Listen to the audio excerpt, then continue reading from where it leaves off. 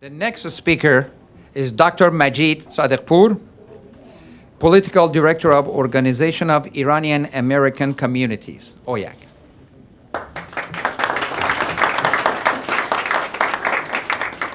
Thank you all for being here. United States Congress, over the past number of decades, has been at the forefront of laying the foundation of exposing Iran's three axes of action in recent years. First thing that comes to mind is Iran's human rights violations. Iran today executes more per capita than any other country on the face of the planet. Put into perspective, Iran has a little bit over 80 million population. And if you can imagine that at least 3,800 official executions in Iran have existed since Rouhani came to power, you can get a gauge as to how many people actually have been killed in Iran. Those are official regime numbers. Some 100 of those executed were women. Iran is one of the only countries in the world that still executes minors. Don't do that again with me. And in executing the minors, some of those executions are in public. Iran's aim is to engage and instill fear in a populace that has for 4 decades wanted nothing but regime change in Iran.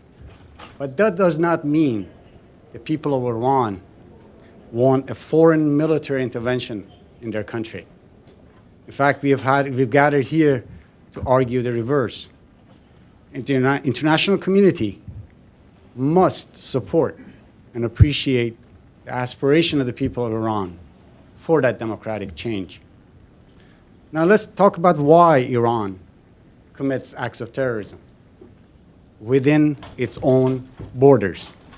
Why, if it was a stable country, it would have the highest execution rate in the world per capita? Because of its lack of legitimacy. Iran kills its populace because it needs that terror to survive. And then let's move on to 1988 massacre of political prisoners.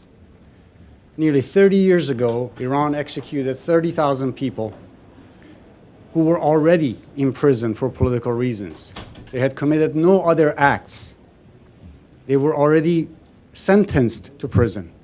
A lot of them were underaged. Some of them were senior citizens. There were a lot who were pregnant.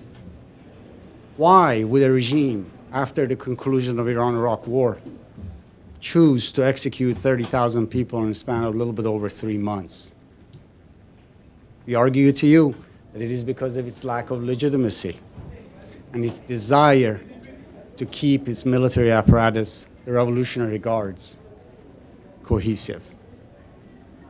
It is for that same reason that Iran is continuing acts of terrorism within the country and killing the people of Iran en masse.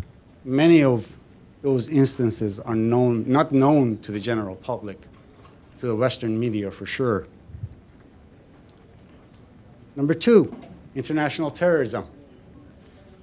Last year, in the summer of last year, myself and many of us in this room were in Paris, France, had gathered to try to listen to Madame Mariam Rajavi, head of the National Council of Resistance of Iran. Our organization calls for a secular, democratic, non-nuclear republic in Iran. But yet, we were targeted at the heart of Europe by the Iranian regime.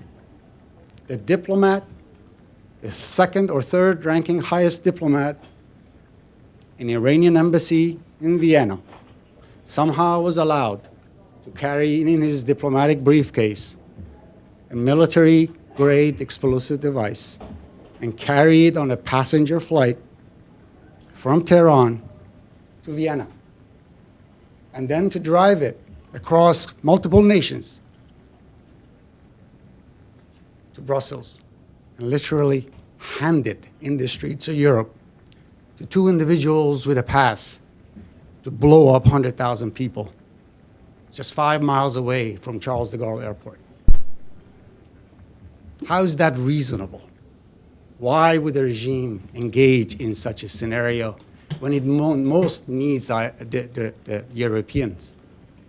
It needs the public opinion of the West in its side so that it can engage in activities it has been engaged in for decades.